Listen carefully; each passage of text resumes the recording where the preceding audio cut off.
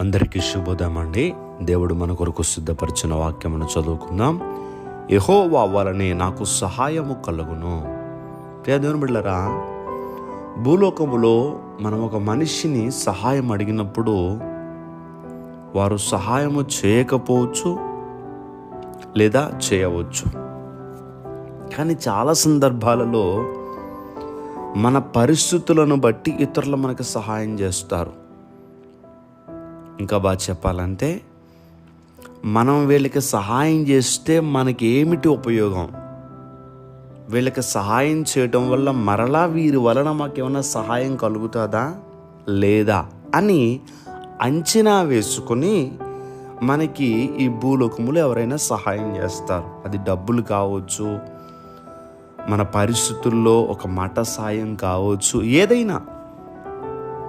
కానీ దేవుడు చేసే సహాయం వేరు. మనుషులేమో ఇలాంటివన్నీ చూసి లెక్క వేసుకుని అప్పుడు సహాయం చేయవచ్చు. కానీ దేవుని సహాయము చాలా ప్రత్యేకమైనది. ఏ రీతిగా ఆయన సహాయం చేస్తారంటే మాటల్లో చెప్పలేము. ఆయన సహాయము మనిషి యొక్క ఊహకు కూడా అందనటువంటి సహాయం చేయగలడు ఆయన. మనం సహాయానికి ఏం చేస్తామంటే కొన్ని లిమిట్స్ ఉంటాయి.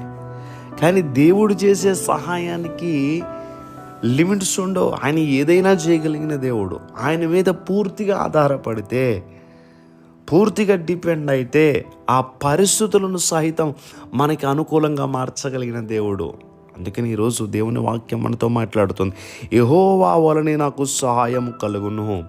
ఈరోజు నీ కుటుంబ పరిస్థితులను బట్టి, నీ చదువులో, నీ యొక్క ఉద్యోగములో, నీ యొక్క వ్యాపారంలో ఏ సహాయం నీకు కావాలి, పూర్తిగా దేవుని మీద ఆధారపడు. దేవుడు తప్పకుండా నీకు సహాయం చేస్తారు ఆయన.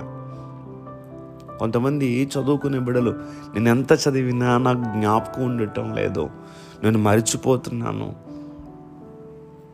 ప్రభువుని అడుగు, ప్రభువా నాకు జ్ఞాపక శక్తిని ఇవ్వండి. ఎవరికైనా బుద్ధి జ్ఞానం తక్కువగా ఉన్నట్లయితే అడగమన్నాడు ఆయన. అడిగితే ఇస్తానన్నాడు ఆయన. అందుకని నీకేది కావాలో నువ్వు దేవుణ్ణి అడిగావనుకో, తప్పకుండా ఇచ్చే దేవుడు ఆయన. నీ పరిస్థితులను మార్చగలిగిన దేవుడు. ఒకరోజు ఇశ్రాయేలు ప్రజలు ప్రయాణం చేస్తూ వస్తున్నారు. ఆ వస్తున్నటువంటి సమయంలో అక్కడ ఉన్నటువంటి నీరు చేదుగా ఉంది. ఆ చేదుగా ఉన్న నీరు తాగలేకపోతున్నారు అందరూ కూడా. దేవుడు ఏం చేశారంటే భక్తునితో మాట్లాడి, ఇదిగో నువ్వు ప్రార్థన చేయి, ఈ నీళ్ళను నేను మారుస్తానని అక్కడ చేదుగా ఉన్నటువంటి నీళ్లను మధురంగా దేవుడు మార్చేశాడు. అది దేవుడు చేసే సహాయం. చేది కాస్త ఏమైపోయినంటే మధురంగా మారిపోయింది. ఒకానొక సందర్భంలో వారు తినడానికి తిండి లేదు.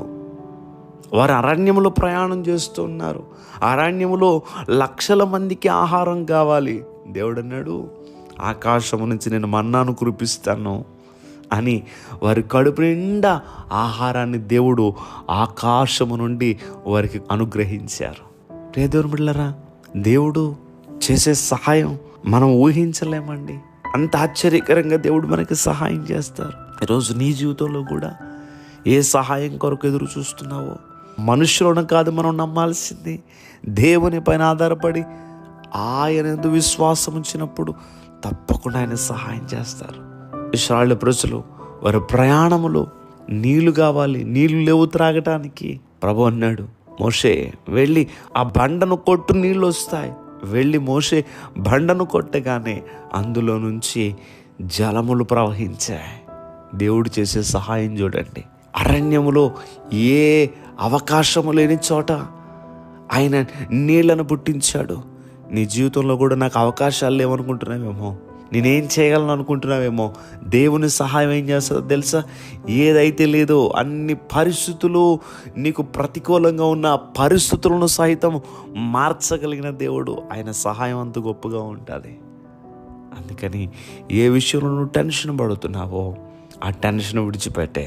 యెహోవా వలన నాకు సహాయం కలుగునని భక్తుడు చెప్పిన రీతిగా, దేవా మీరు నా జీవితంలో మీ సహాయం అందించనని ప్రార్థించు.